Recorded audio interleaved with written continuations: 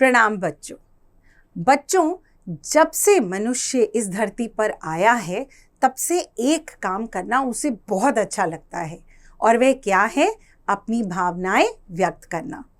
हमने इसी पुस्तक के सबसे पहले पाठ में पढ़ा था कि भाषा को व्यक्त करने के बहुत सारे रूप होते हैं।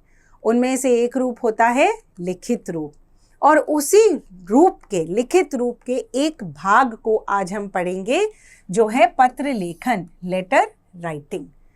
बच्चों, पत्र लेखन बहुत बहुत पुराने समय से एक दूसरे का हाल चाल जानने, एक दूसरे को कोई संदेश देने के लिए प्रयोग होता रहा है। आज भी चाहे फोन कितना ही दुनिया को पास क्यों ना ले आया हो, पत्र लिखने का एक अलग ही आनंद है। और बच्चों, पत्र आनंद के लिए ही नहीं लिखे जाते, पत्र लिखे जाते हैं मुद्दे की बात करने के लिए।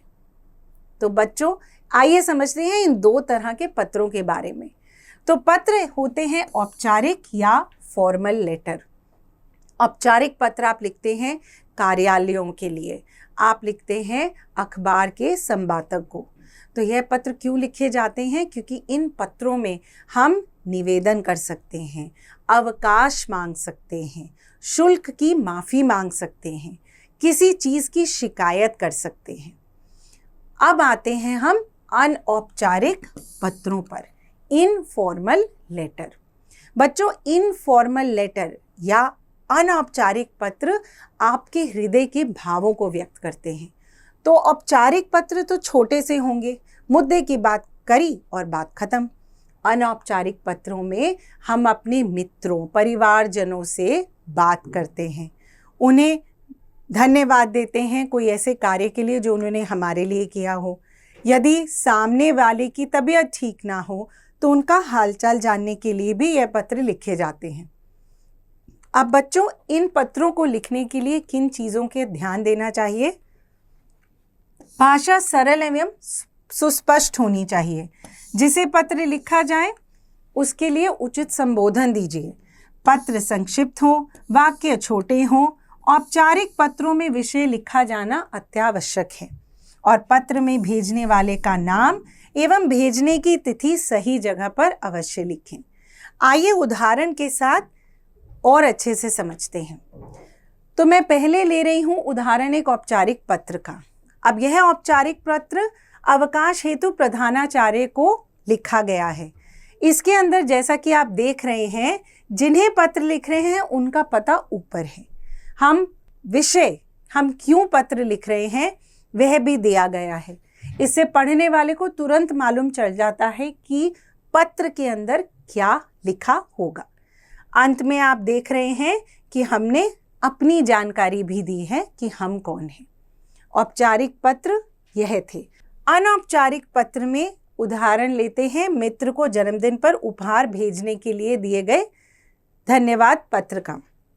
इसमें भी जिसे आप पत्र लिख रहे हैं उनका पता है, संबोधन है प्रिय मित्र अनु, नमस्कार है, और अंत में पत्रोत्तर की प्रतीक्षा के बाद हमने लिखा है अपना नाम।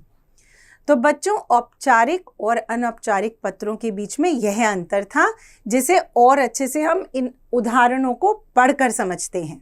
अवकाश हेतु प्रधानाचार्य को प्रार्थना पत्र। सेवा में प्रधानाचार्य, सिटी मॉन्टेसरी स्कूल, वाराणसी। विषय अवकाश हेतु प्रार्थना पत्र। महोदय, आपको यह सूचित करते हुए मुझे दुख हो रहा है कि मुझे रविवार से तेज बुखार आ रहा है।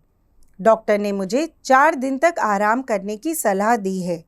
अतः आपसे विनम्र निवेदन है कि मुझे 11 अक्टूबर से 14 अक्टूबर 2015 तक का 4 दिन का अवकाश प्रदान करने की कृपा करें।